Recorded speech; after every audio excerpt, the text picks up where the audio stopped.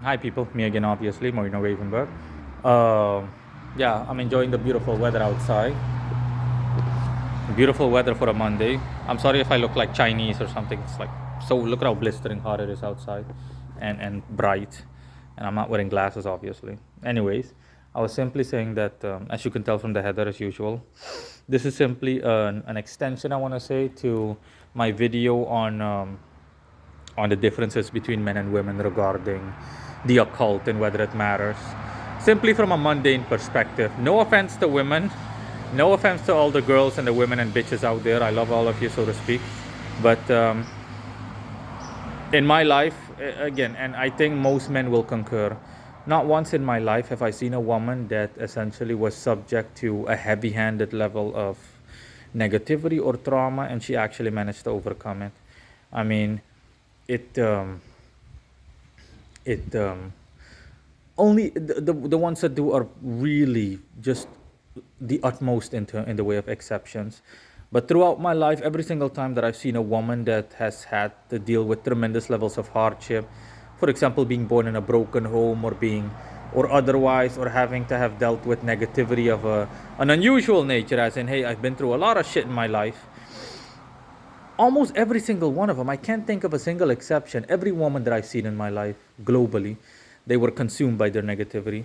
Instead of actually being able to overcome it, withstand and overcome the hardship, they literally become enveloped by it. And yeah, that's the base rule. If you cannot overcome negativity, then you will be consumed by it. And they turn into, these toxic bitches that do nothing but spread their toxicity until they die from it or they contract even more pain from it throughout their lives. But as with men, I've seen several men throughout my life that literally had to deal with stuff that was 100 times worse. Okay, I'm not including myself. With me, it's a whole other story altogether. With me, it's like 10,000 times, but it doesn't matter. Even I'm obviously an exception, but setting me aside, okay, I've seen guys that had to deal with stuff that is just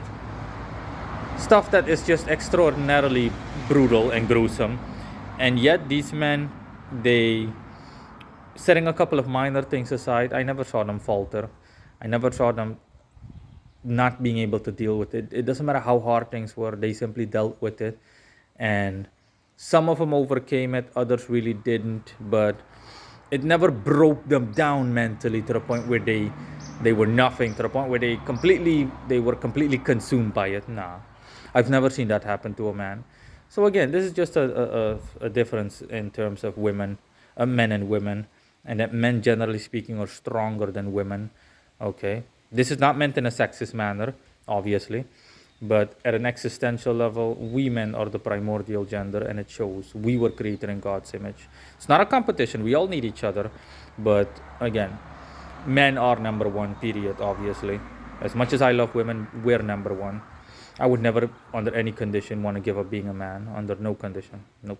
Nope, nope, nope, nope, nope. But then again, if I were a woman, I would be saying the same thing, obviously, as I should be. But yeah, just not just relating to the occult.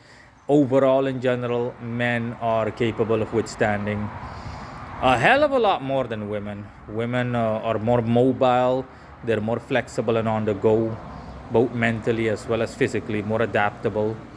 But as opposed to men, men are more rigid and rugged and slow to change and reluctant to change. But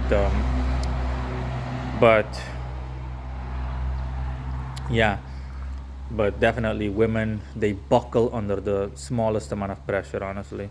Okay, even the strongest of women, I've never seen them be able to deal with like years of heavy-handed negativity. Now after like half a year or a year, they're like, I can't take this shit anymore, blah, blah, blah, blah, blah, and they start flipping out. Bye bye.